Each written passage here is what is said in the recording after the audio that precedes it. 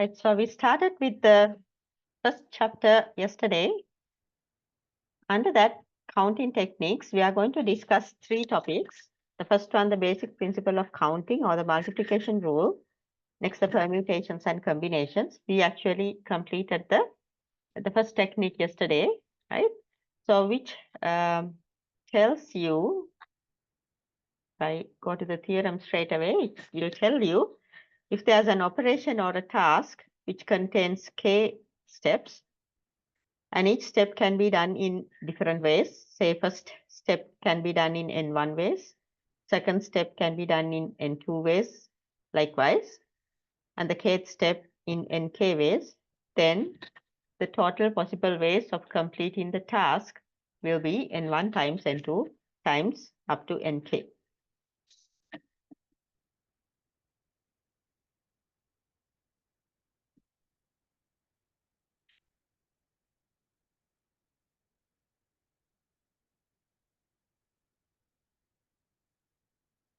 Right, so we did several examples. I'll do one example, right? So if you think about this one, the last example we did, suppose a quality control inspector wants to pick one component from each bin where there are 4 different bins. So you have bin 1, bin 2, bin 3, and bin 4. And each bin contains different number of components. In bin 1, there are 4 components, bin 2, 3 components, and so on. And this manager wants to pick one from each. So how many different ways that he can pick components, right? So you know there are, if you apply the theorem, you can choose 4 from B1, 3 from B2, 5 possibilities from B3, and 4 possibilities from B4. So if you multiply all of them together, you will end up with 240 different ways of selecting one component from each bin, right? So that is how we apply the multiplication rule. So we'll do one more example just to refresh your memory, right? Now think about a reliability testing procedure. You know, whenever components are made or products are manufactured in factories, you have to test their reliability, right? So let's think about a reliability testing of an integrated circuit, right? There are different components or items that will affect the reliability of an IC, right? The temperature, the vibration, the humidity, the voltage, right? So there are different quantities like that that will affect the reliability of the IC, right? And there will be an optimum value for the temperature, vibration, humidity, and voltage, or any other element that you want to test. You will be able to figure out the optimum combination where this IC will get the maximum reliability, or this IC will work most efficient manner, right? So if you want to figure out that, you have to test it with many different levels of temperature, many different vibration levels, many different humidity, let's say the relative humidity levels, and many different voltage levels. There can be other elements also, but we'll stick with this for. Suppose you are going to test it with 3 different temperature levels, 4 different vibration levels, and applying 2 different relative humidity levels, and let's say 5 different voltage levels, right? So you have to figure out which combination will give you the most efficient outcome for this IC. When will this IC work at its best, right? At which combination? If you want to do that, you have to figure out how many possible combinations are there, so you won't miss it when you are testing. So you have to test all these combinations and figure out which one is the best, right? So if you do that, how many test runs do you have to do? You want to apply each element, right, at the testing, 1 level for temperature, 1 for vibration, 1 for relative humidity, 1 for voltage, likewise. If you do that, how many different tests that you have to run? Can you find it? There are 3 levels, 4 vibrations, 2 humidity, 5 voltage. Yes, that will be 120 different tests that you have to complete, right? Okay, so that's not that much hard. Okay, so that's the first technique, that's the multiplication rule. Right, now we move on to permutations.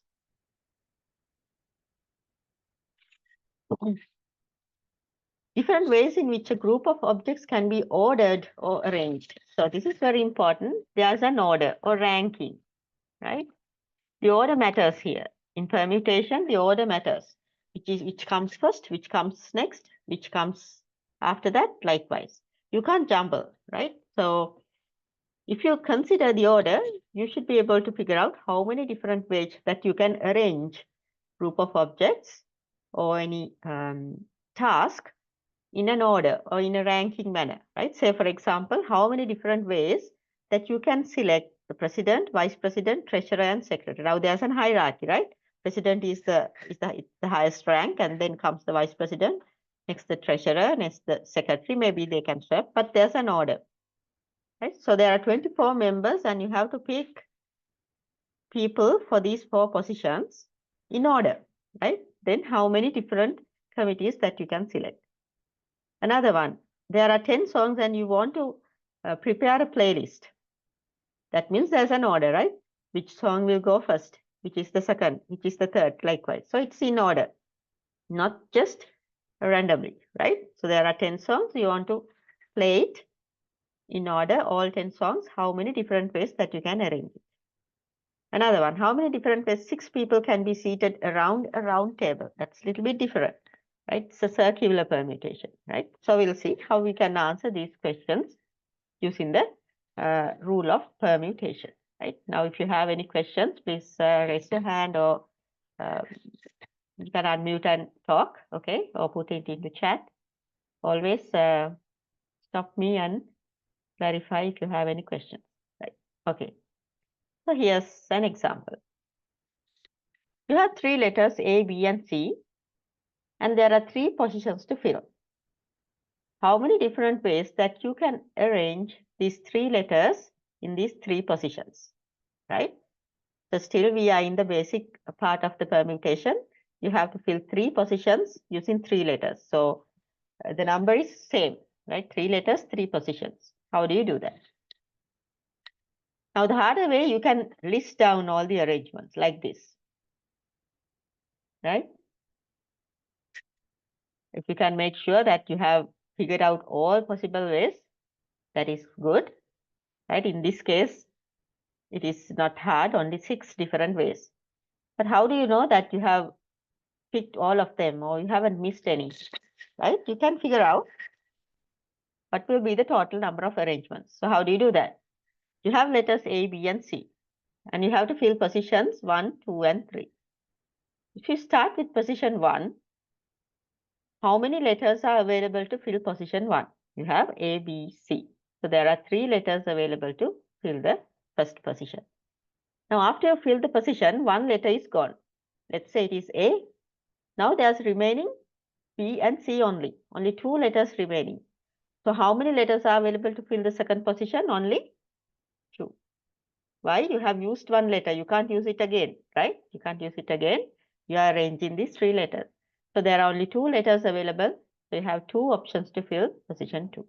Now you have filled 2 positions. So 2 letters are gone. There's only 1 letter. There's no other option to fill the third position. Then you apply the multiplication. So there will be 6 different ways to fill the 3 positions using 3 letters. Or in other words, there are 6 different ways that you can arrange 3 letters in different ways. Right?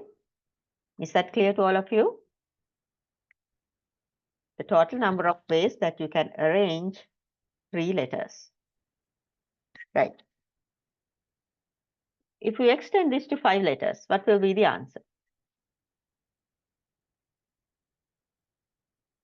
You have 5 letters, you have to arrange them in order. How many possibilities are there to arrange these 5 letters?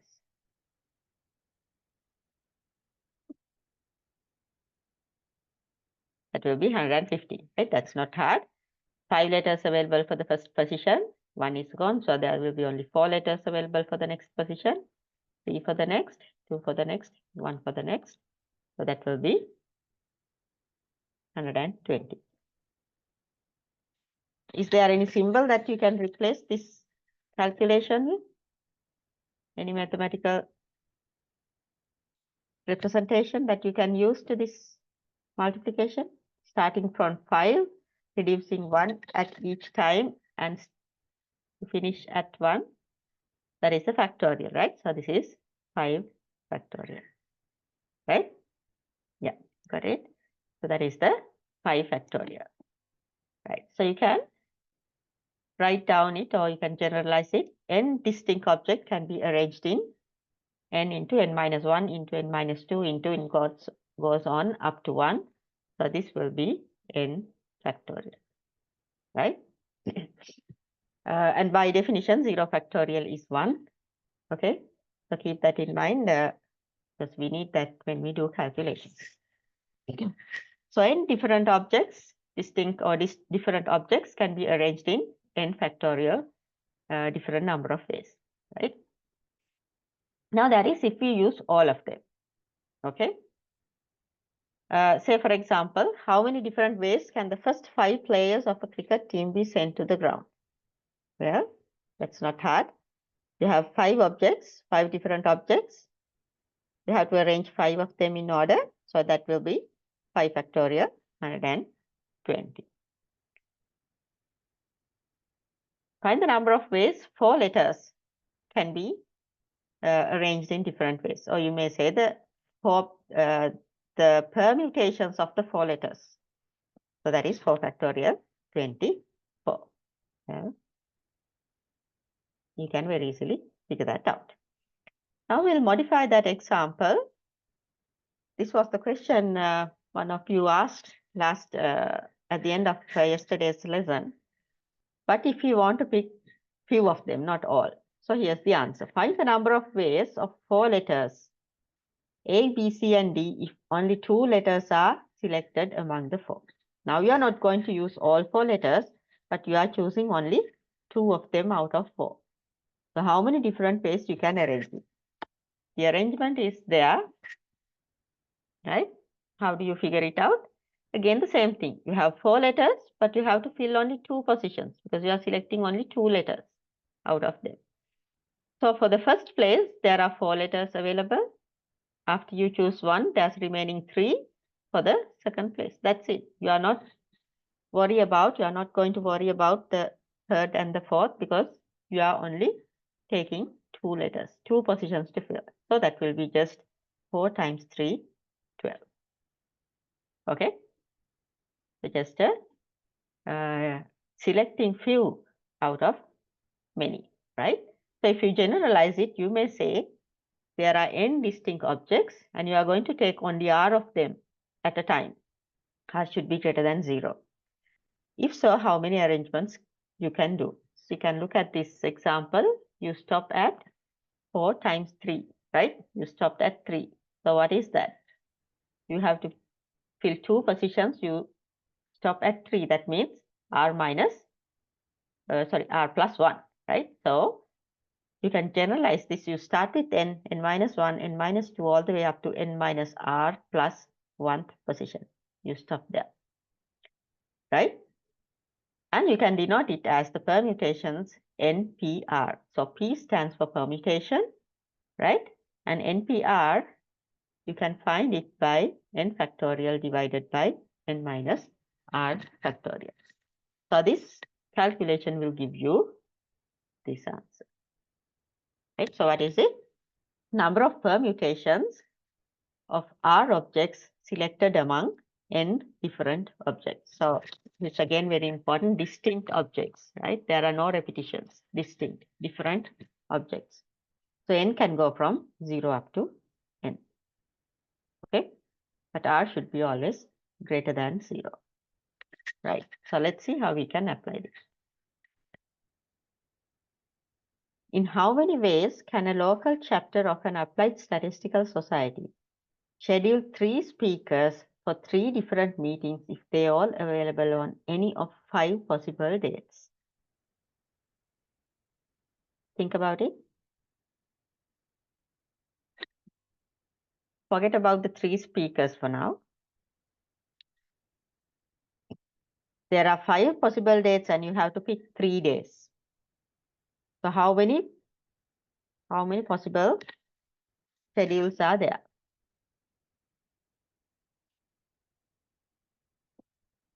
Out of 5 days, you have to choose 3 days.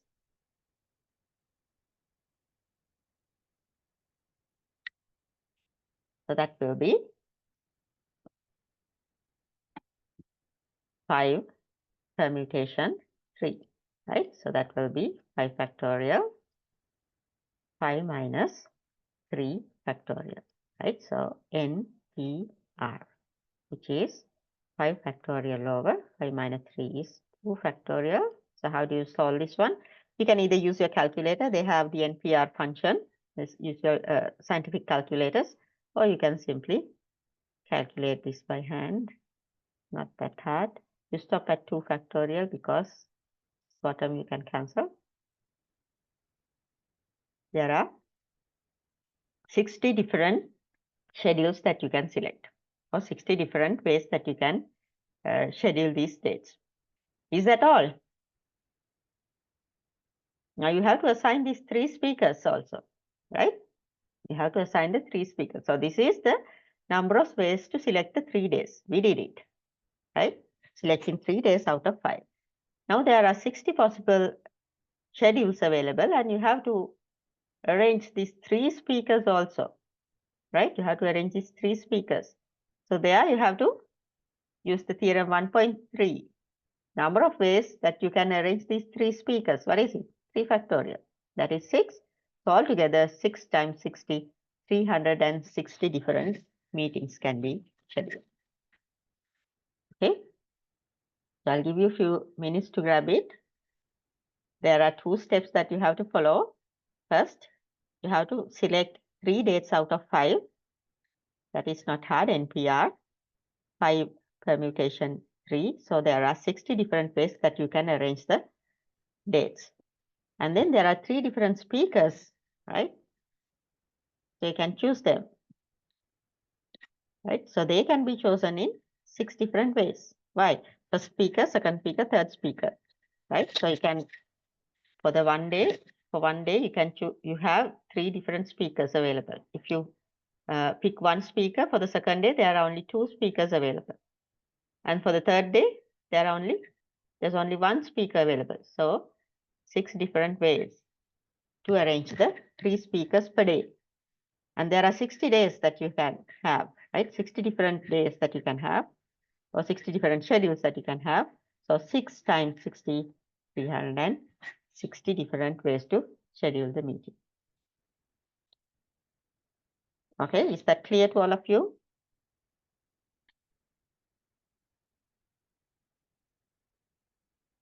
Right. Now, what if there are repeating objects?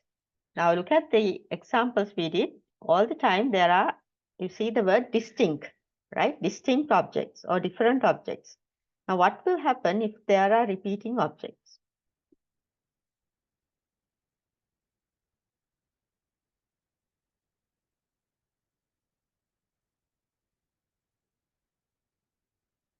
There's a question. 3 factorial. So you say 3 choose 1. I think that's why you're asking, right? 3 choose 1. So that will go for every day, right? There are 3 days that you have to fill. Okay. There are 3 days that you have to fill. So therefore, you can't say, so you have 3 choose 1 for the first day, that is 3. When you go to the second day, there are 2. So 2 choose 1, that is 2. And the last day, there's 1 choose 1, 1. So that will be the same thing, same answer, right? So if you think it like that, it is this. Yes. Okay. Right. Now the next one, what will happen if there are repeating objects? Now look at this example. So you have the letter book, you have the letter B, O repeating twice, and K, right? Now if you number these two O letters as O1 and OK, they are different, right? But when you think about arranging these letters, there's no way that you can distinguish these two O's, right? If you write it like this,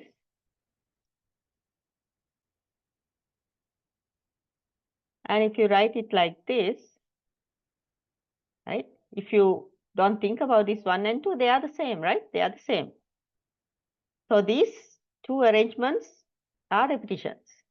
Right? So you should not count them twice. You have to omit these repetitions. Another example, if you write like this, again, you don't see this 1 and 2 when you just write the letter O. These two arrangements are the same thing. So you have to avoid that repetition. So likewise, there will be several repetitions if you have non-distinct objects in your permutation. Okay. So if you think that these two O's are different, then there will be 4 factorial or 24 different ways to write the letter or arrange the letters B, O, O, K. Right? That's what we learned in previous theorem for factorial. But we have to omit these repetitions. We have to omit these repetitions. So how do you do that? There are 2 repetitions. So you have to divide this answer 24 by 2 factorial. Right? So which is simply 24 over 212. Right? So you divide by 2, actually 2 factorial. Right? Because there are 2 factorial ways that you can change or arrange like this, the letter like this. Actually, you are repeating twice, right? In this case, you are repeating it twice. So you have to omit that repetition. So you divide by 2 or simply 2 factorial. So we can write it as a theorem. That's another example. You can write it as a theorem like this. The number of permutations of n objects, which n1 are of one kind. That means there are n1, they are similar. Okay. N2 are of another kind and they are similar. And nk of them are another kind. And all of them together will get the total n, right? Then the number of permutations of n objects will be, without considering the repetitions, permutations will be n factorial, right? Then you have to divide by the repetitions. All the repetitions you have to divide it. N1 factorial, N2 factorial up to Nk factorial, right? So here's an example how to apply this theorem. Suppose there are 7 novels, right? And there are copies, right? 3 copies of one novel and 1 copy of each of 4 other novels can be arranged on a shelf. So what does that mean? Shall we write down the examples? Right, so when you have the 3 copies of the same novel, that's the same book, right? That's the same book. So tell me a book. Who can give me a name for a book? Okay, so you have the Muddle Doer, right? You have Muddle Doer, 3 copies. So they are same, right? They look same. So if you arrange these 3 books in different ways, there's no difference because all the 3 are same, right? Unless you put them different numbers, 1, 2, 3. But usually they are the same thing. So if you arrange them as a bunch, within the bunch you can change the order, but it looks the same, right? So it's not going to be a different arrangement. Suppose 3 copies of Muddle Doer and 1 from other novels. So let's say 1 copy of Virage, 1 copy of Gamperaliya, 1 copy of polygon.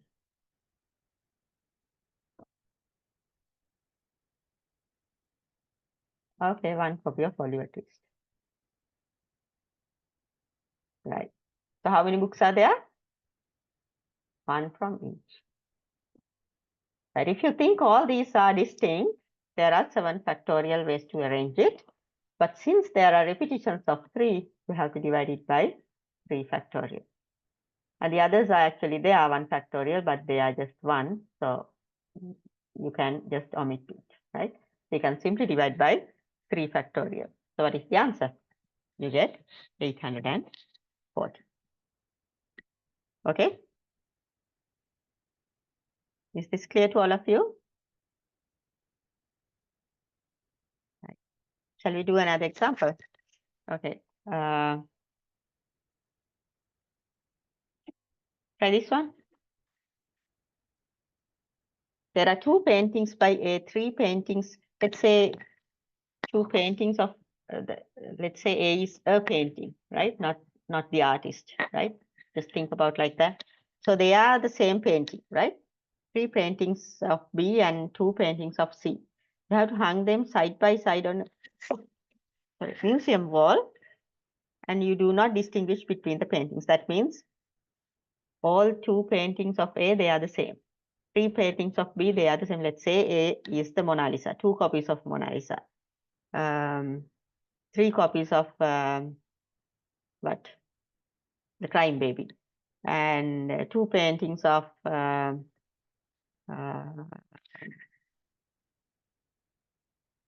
what is it? Tell me a paint. Name of a painting. The Starry Night, or let's say like that, right? Okay, so you have 2 paintings of same, 3 paintings of another set, 2 paintings of another set. So how many different ways that you can hang them in a wall? Different ways. So altogether, how many paintings are there? 2, 3, 2. Again, there are 7 paintings, right?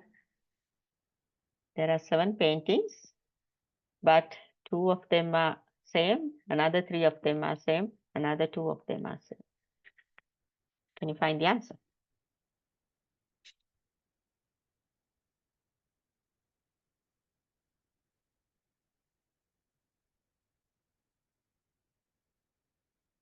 $210.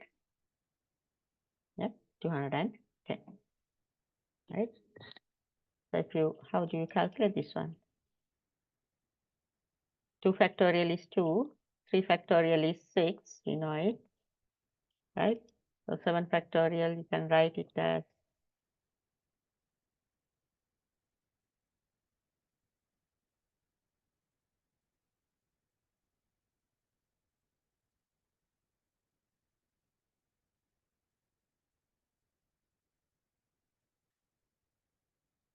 I get 210, right? Or you can use the calculator.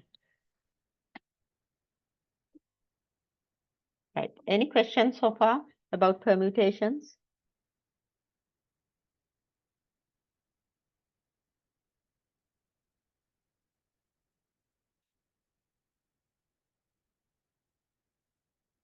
Right? Shall we move on to the circular permutation? Right. Now all the examples that we did, like arranging the books, hanging the pictures on the wall, they are in a linear arrangement, right? These were done in linear arrangements. So this is very similar to, you're preparing the seating arrangements for a photograph, right? So those are linear arrangements. But if you have a round table,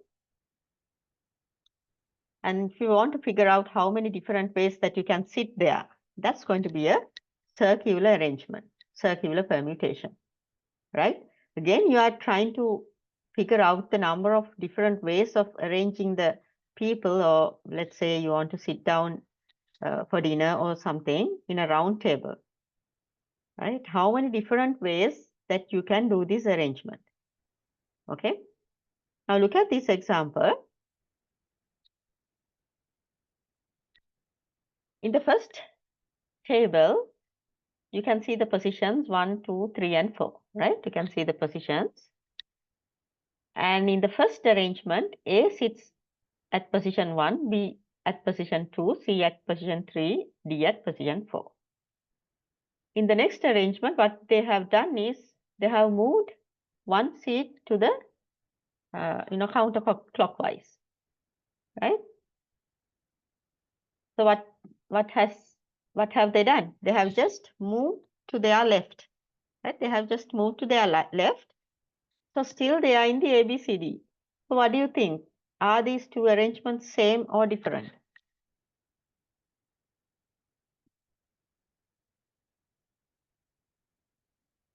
Are they same or different?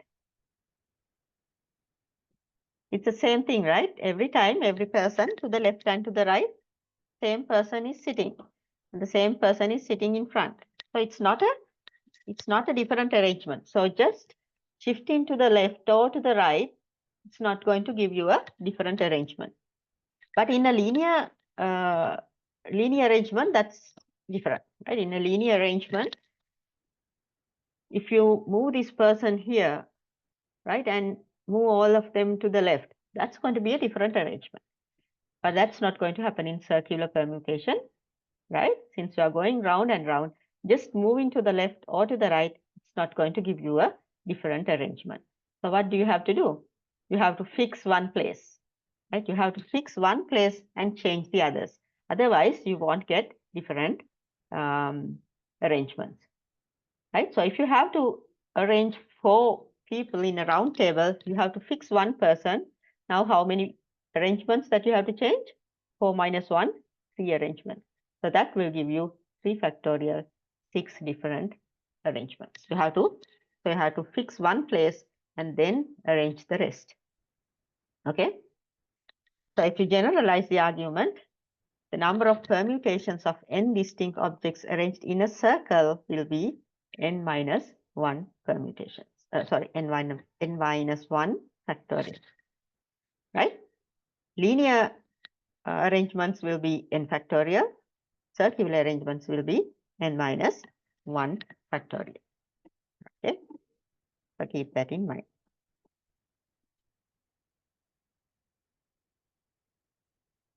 Okay, let's do an example like this.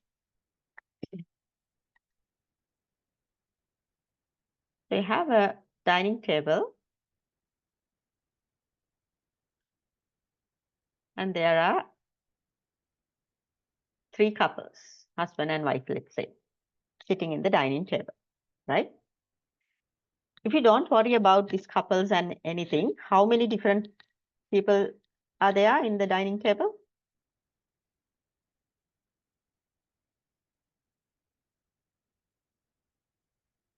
There are 6, right? There are 6 people in the dining table. So how many different ways that they can sit?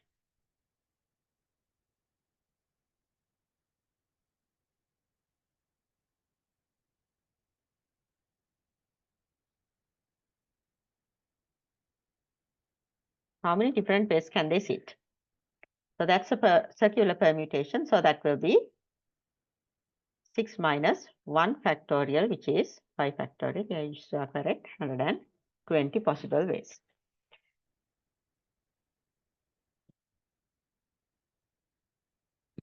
Now I'm going to modify this question a little bit.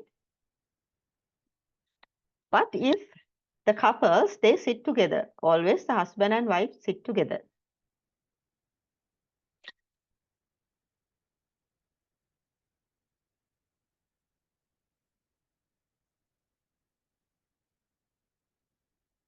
They sit together. If it is the way, if that's the way, how many different ways that they can sit?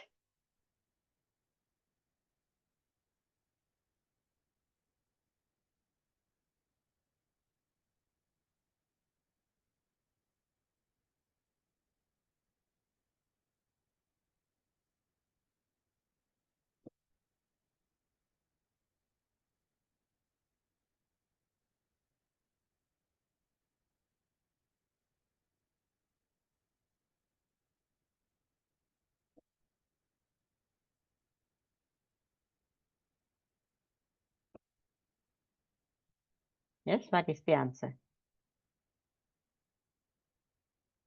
One says 2, another one says 48. 2 factorial times 2 factorial. Any other answers?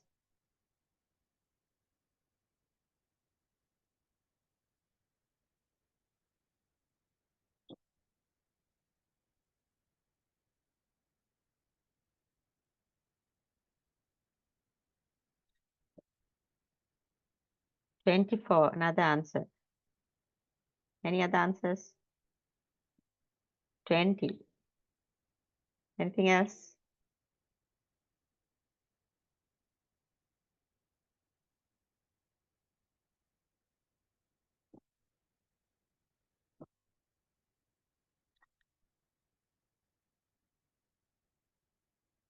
Okay, I'll give you a hint, right? So if the couples are sitting together, you can think them as a single entity. So there are 3 places to arrange, right? So circular permutation, sorry, 3 minus 1, 2 factorial, that's correct. But husband and wife can sit to the left and to the right, right? Maybe in one arrangement, husband sits left to the wife, other one, he sits right to the wife. That can happen to all 3 couples. Now, can you figure out the answer? We got one answer. So what will be the answer? So the circular arrangement's 2 factorial, correct. In addition to that, within these 3 couples, they have 2 ways to sit, right? First couple can sit 2 different ways, others without changing the rest. Then you fix these 2 and the others will go 4 different ways.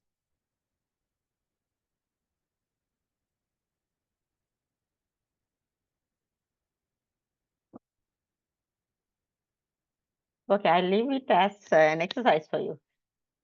Okay, think about it. Now in your hostel rooms, you can find 6 people, right? Do it and see how many ways that you can get the answer, right? Okay, I'll leave it as an exercise for you. Tell me what will be the answer next time, okay? Right, another one. There are 10 students, 5 males and 5 females.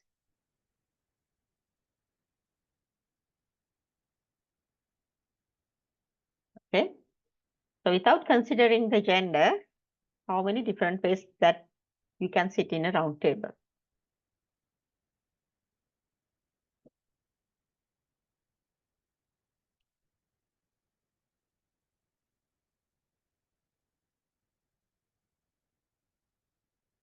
How many different seating arrangements are there if you don't consider the gender?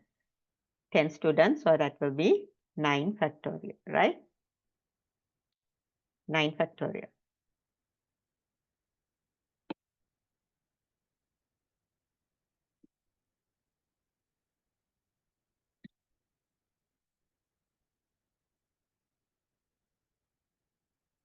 Okay.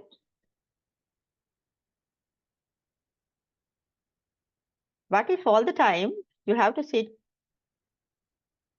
always there's a male student beside the female, one after the other?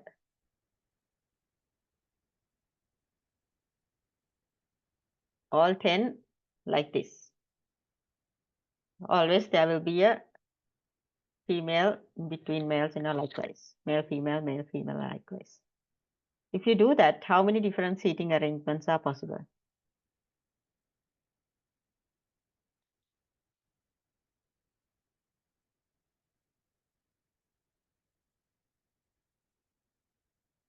Is it 5 factorial into 2 or 4 factorial into 2?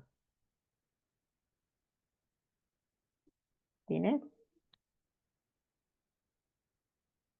So you have to combine males and females. So there are 5, right? 5 groups. So there will be, that's 4 factorial, and then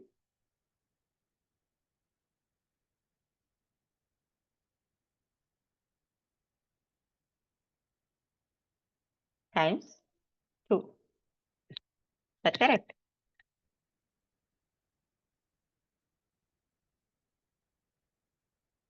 Okay, right, 4 factorial times 2. Now there are different ways that you can jumble up or change this question, right, in very tricky ways. You can modify this as there's one female student who does not like to sit next to another one. So you have to omit that couple, right? So in such situation, how do you figure out the seating arrangements, right? So there are ways that you can modify these type of questions, right? I will include such questions into your tutorials, so you can argue and see how you can answer those questions. Okay, right.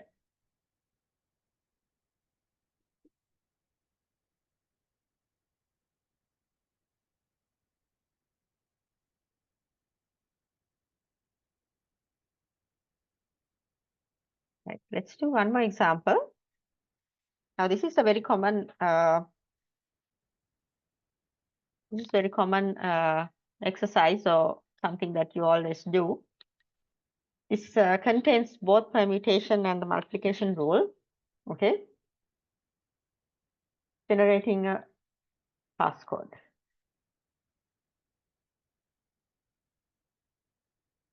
Let's start with the simple one. Let's think about a PIN number. Okay, think about a PIN number.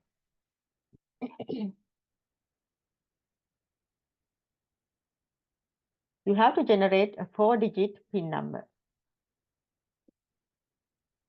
Okay, so we'll start with writing the 4 positions. You can use any digit, and repetitions are allowed. How many different pins that you can generate? How many different pins are there that you can generate? Right. If you are allowed to use any digit and repetitions are allowed, how many digits are there? You can use 0, 1, 2, 3, 4, 5, 6, 7, 8, 9. So there are 10 digits, right? So 10 possibilities for the first position, 10 possibilities for the second position, 10 for the third, 10 for the fourth, because repetitions are allowed, right? So how many different passcodes can be generated? 10,000. Okay. Now I'm going to add a restriction. If the code cannot start with 0,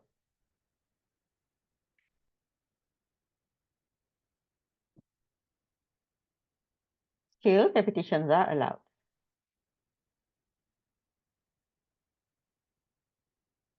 Then how many different pins can be generated?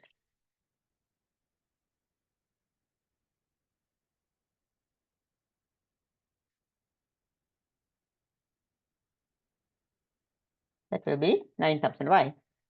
There are only 9 possibilities for the first, because 0 cannot be used, so I'm only up to 1 to 9. But for the second position, you can use all 10 repetitions allowed. Next, next position also all 10. Next position also all 10. So you'll end up with 9,000 possible pins. What if 0 cannot be the first and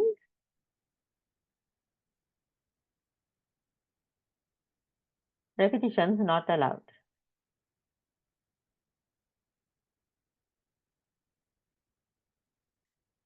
Then how many pins are possible?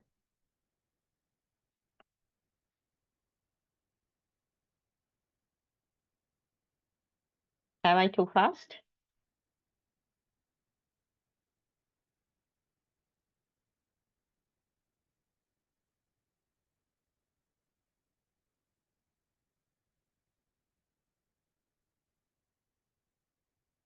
That is the answer.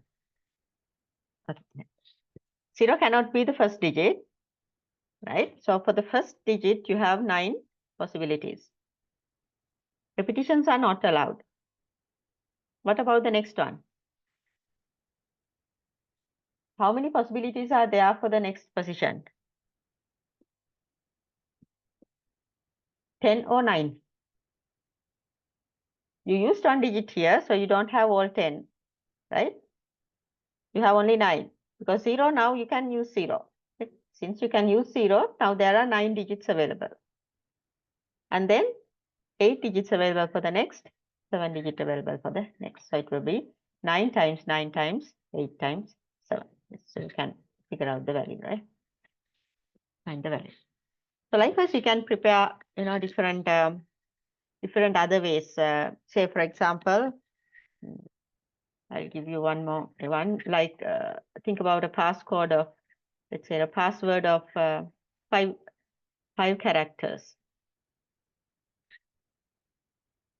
And there are, always there are restrictions, like you have to use both uppercase and lowercase, right? Uppercase and lowercase. One numeric, one special character, likewise, right? So there can be different ways that you can figure out the passwords, okay? Say, for example, you have to create a 5-letter password. It should contain letters. It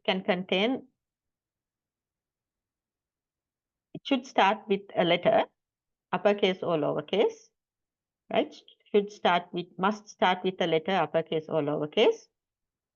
And then they can be either a number or a letter, uppercase or lowercase. If so, how many different passwords can be generated? Right? So you can figure out that.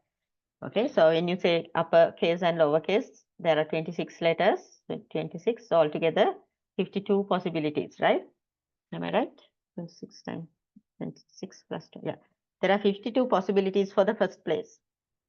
Second place can be a number. So that means there are additional 10, right?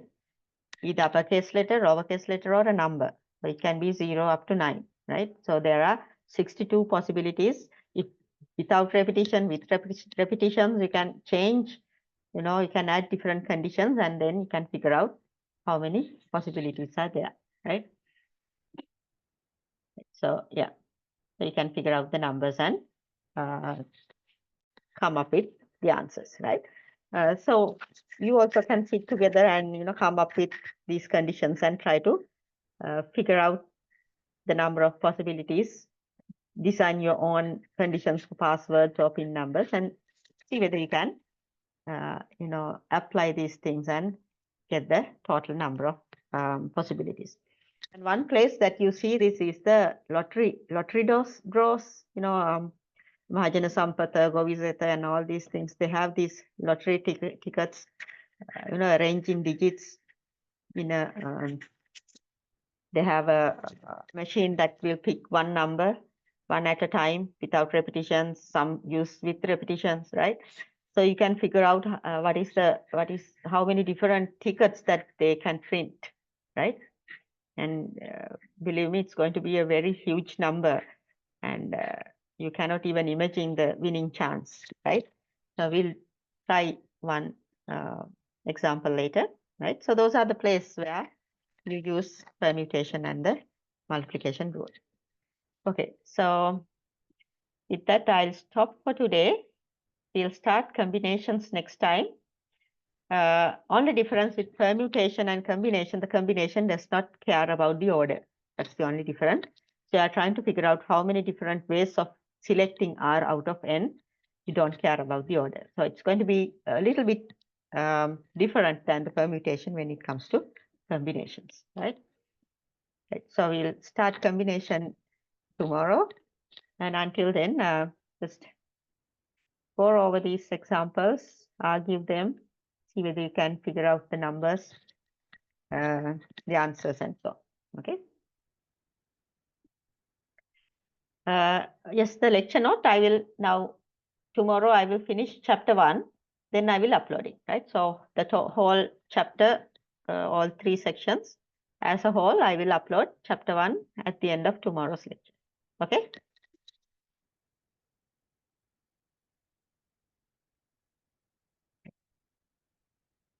And I hope you got a time to look at the recording in my YouTube channel, and they also contain the explanations for these examples.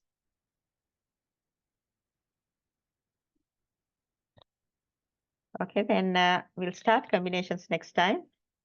And until then, have a good day. If you have any questions, bring them to the class tomorrow, and I'll try to discuss them before we start.